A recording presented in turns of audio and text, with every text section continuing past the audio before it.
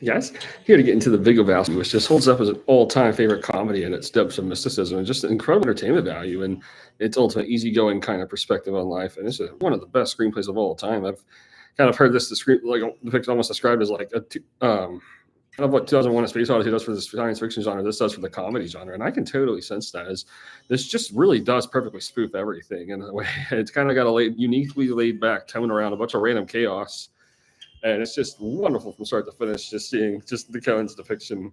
I mean, there's just all kinds of influence early, like Robert Altman, Paul Thomas Anderson, like David Lynch. It's incredibly original project.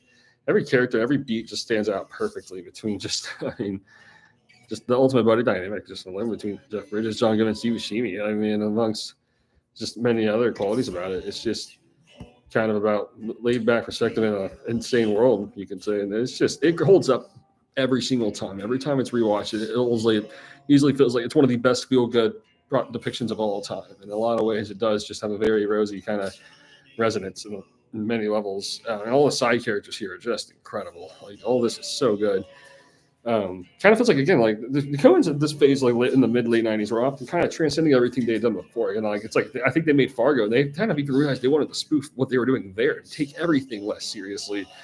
I think something about that this intensity of that story just made them want to just be more spoofy with this. So this is just a hilarious project from start to finish with all kinds of unpredictable twists and turns. Really, I mean, every time I rewatch it too, it's like it reminds me a lot of the influence of films like Long Goodbye and Inherent Vice, where it's like the plot is extremely multi-layered, but it's kind of about like just characters and atmosphere to be in the moment with it to an extent that it kind of ends up being very rewarding and very fresh on every single rewatch. I think there's a value about that just really lands timelessly.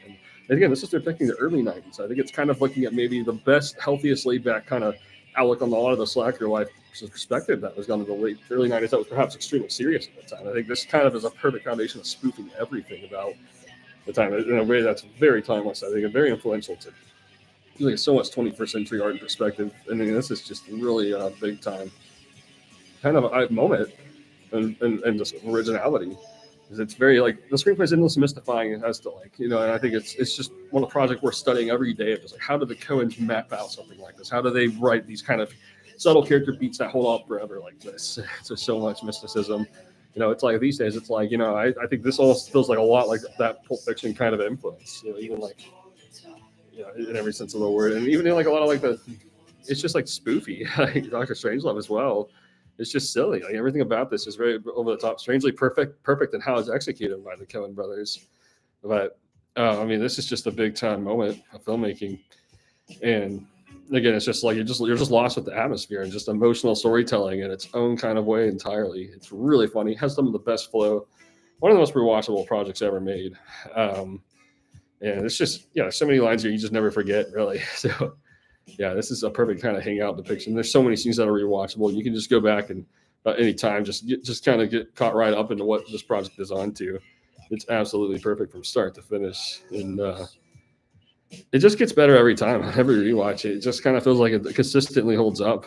Um, it's just a really original kind of groundbreaking sort of comedy, which always ends up being a big time kind of feeling of like, this is kind of an ideal way of looking at, just any absurdity life presents. And this is just really amazing from start to finish. I mean, just so much rich characterization, so much just of a wonderfully laid back perspective on just all these wacky scenarios, absurd scenarios, you can say ultimately.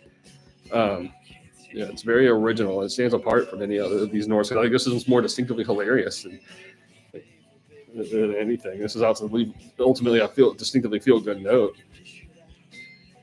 It's wonderful, start to finish, and how it's all executed. Like looking at films like, particularly things like a pattern of like every other decade you get a project like this, like Big Sleep. I feel like a lot of Philip Marlowe kind of like started this foundation that went on to like go for Long Goodbye. Then it happened here, and then it happened with Inherent Vice. It's just this. I'm really obsessed with this. Like it feels like it's just a similar foundation of just like the most overwhelming plot possible, but just get the best kind of characterization and atmosphere possible around that. And it ends up being the most mystifying plot. And it works all the better for it. It's like the world building and atmosphere of it. And this is just a timelessly influential sort of project in every sense of the word. Um, it's one that just kind of lives on forever in what it's what it's going for, what it's saying. I think it's just like really one that's just worth it from start to finish. It's just absolutely recommended.